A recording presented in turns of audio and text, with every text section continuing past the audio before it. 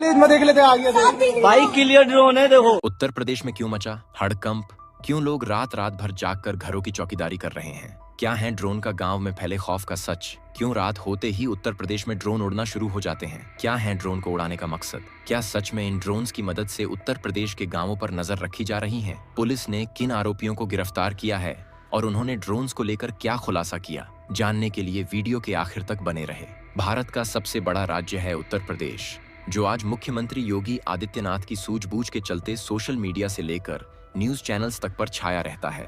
और मौजूदा वक्त में तो उत्तर प्रदेश की चर्चा खूब जोरों शोरों से हो रही है और इसकी वजह है ड्रोन्स, जो कहने को तो एक नॉर्मल सी डिवाइस हैं, लेकिन इनकी दहशत आज इस कदर उत्तर प्रदेश की गलियों में फैली हुई है कि लोग सुकून से सो भी नहीं पा रहे हैं। उत्तर प्रदेश के वेस्ट यूपी के 6 जिलों के लगभग 1500 गांवों के लोग पिछली 15 रातों से ना तो ठीक से सोए हैं और ना ही सुकून से घरों में रह पाए हैं।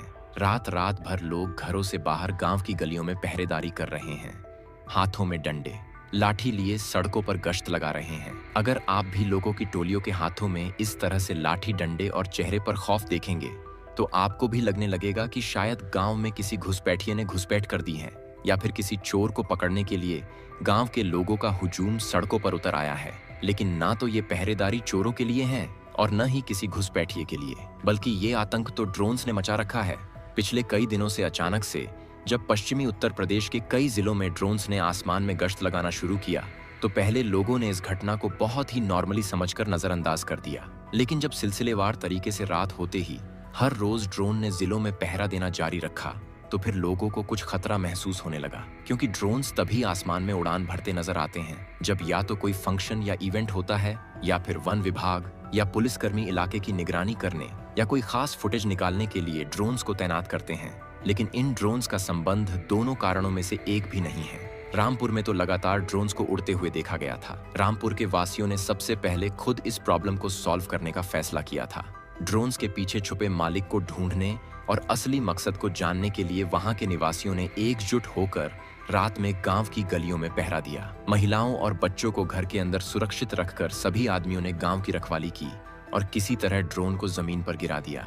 बता दे, ये ड्रोन कोतवाली टांडा के पास गिरा था और जब ड्रोन को चेक किया गया तो उसमें यहाँ मौजूद घरों की फुटेज कैद की गई थी, जिससे लोगों को लगने लगा कि इस ड्रोन के जरिए उनके घरों की रेकी की जा रही थी। लेकिन क्यों? क्या घरों को लूटने का मकसद था या फिर किसी आतंकी गैंग ने कोई खास साजिश रची थी? इन्हीं सब सवालों ने गांव वालों को और ज्यादा परेशान कर दिया। ये मामूली सा दिखने वाला मामला गंभीरता में बदल गया जब पश्चिमी उत्तर प्रदेश के कई जिलों से ऐसी ही घटना सामने आने लगी। सबसे ज्यादा चिंता का विषय तो ये है कि उत्तर प्रदेश घरेलू राज्यों की सीमा से सटा हुआ है, जबकि अगर आप जम्मू कश्मीर, पंजाब, राजस्थान, गुजरात जैसे राज्यों को देखेंगे तो ये इंटरनेशनल बॉर्डर शेयर करते नजर आते हैं। ऐसे में यहाँ ड्रोन्स का उड़ना या तो आतंकी गतिविधि से जुड़ा माना जा सकता है या फिर सुरक्षा के लिहाज से भी ड्रोन्स का उड़ना जायज लगता है।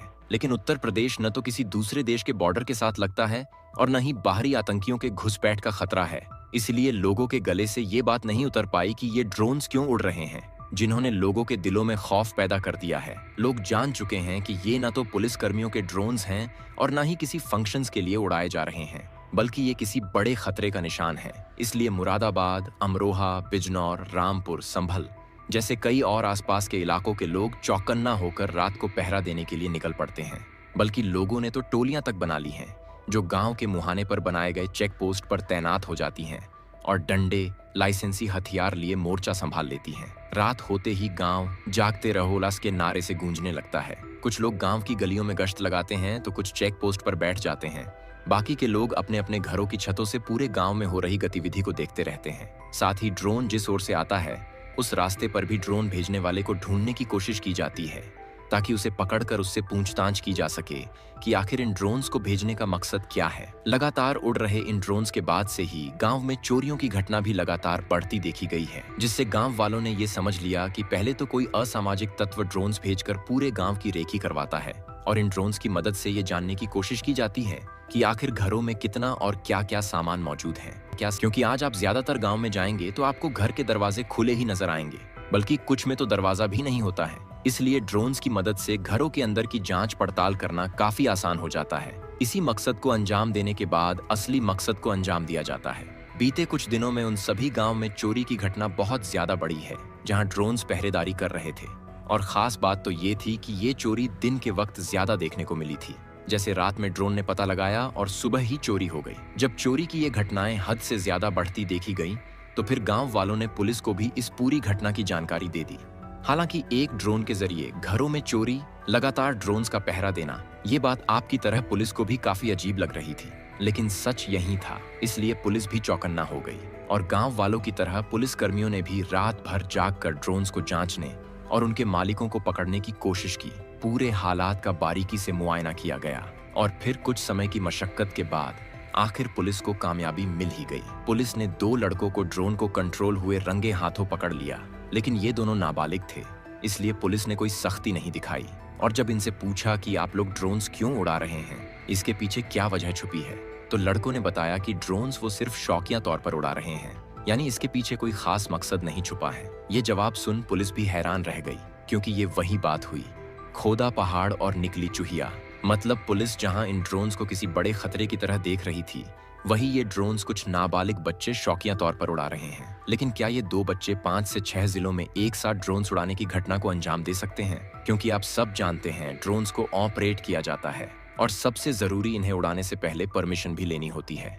तो क्या ऐसे में ये बच्चे इस तरह का खौफ अलग अलग जिलों में फैला सकते हैं? तो शायद नहीं, क्योंकि ड्रोन्स उड़ाना भले ही शौकिया हो, लेकिन ड्रोन्स उड़ने के बाद जो घटनाएं बढ़ी हैं वो वाकई हैरान कर देने वाली हैं। और तो और ड्रोन से जो घरों की फुटेज मिली है वो भी इस बात का सबूत थी कि ड्रोन की मदद से घरों की रेकी की जा रही थी। इन्हीं सब बातों को देखते हुए जांच के लिए एक स्पेशल टीम भी बनाई गई है जो रात रात भर गांव की निगरानी करती है। और साथ ही 1500 गांवों में लोग भी रात रात भर बड़ी बड़ी टॉर्च से आसमान में ड्रोन को तलाशते रहते हैं। कई गांव के लोगों ने तो व्हाट्सएप ग्रुप भी बना लिए थे। इन ग्रुप्स में जरा भी हलचल होने पर तुरंत मैसेज भेज दिया जाता था। रात भर गांव के लोग जागते रहते थे और मैसेज आते ही रिस्पांस करते हुए गांव में ड्रोन्स को पकड़ने निकल जाते थे। इतना ही नहीं, गांव में मंदिरों और मस्जिदों पर भी अनाउंसमेंट सिस्टम लगवाया दिया गया। जरा भी अगर किसी पर शक होता तो लोग तुरंत उस जगह पहुंचकर उस शख्स को पकड़ लेते और मारपीट कर पुलिस स्टेशन ले जाते। लेकिन जब पुलिस ने कई बार संदिग्ध आरोपियों से पूछताछ की तो वो बेकसूर निकले। इसलिए पुलिस ने गांव वालों से किसी को भी ऐसे शक के इल्जाम में उसके साथ मारपीट करने से मना किया और साथ ही गांव वालों को शांति बनाए रखने के लिए कहा। लेकिन अब भी कई गांवों और जिलों में ड्रोन्स का आतंक फैला हुआ है। लोग डरे हुए हैं कि कहीं उनके घरों में लूटपाट ना हो जाए, कहीं किसी ड्रोन की वजह से उनकी जान पर खतरा ना मंडराने लगे। इसी डर को महसूस करते हुए पुलिस भी गांव की निगरानी कर रही है और कई जिलों में पुलिस की स्पेशल टीम बनाकर हालातों का जायजा लेने की कोशिश में लगी है ताकि इन ड्रोन्स के पीछे छुपे सच का खुलासा हो सके। वैसे आपको क्या लगता है, क्या सच में ये ड्रोन्स खतरे की घंटी हैं या फिर बात कुछ और ही है? अपनी राय कमेंट बॉक्स में हमारे साथ शेयर करना ना भूलें। साथ ही वीडियो को ढेर सारा प्यार दीजिए और हाँ, चैनल से जुड़े रहने के लिए चैनल को सब्सक्राइब करके बेल आइकॉन को भी प्रेस कर लीजिए। धन्यवाद।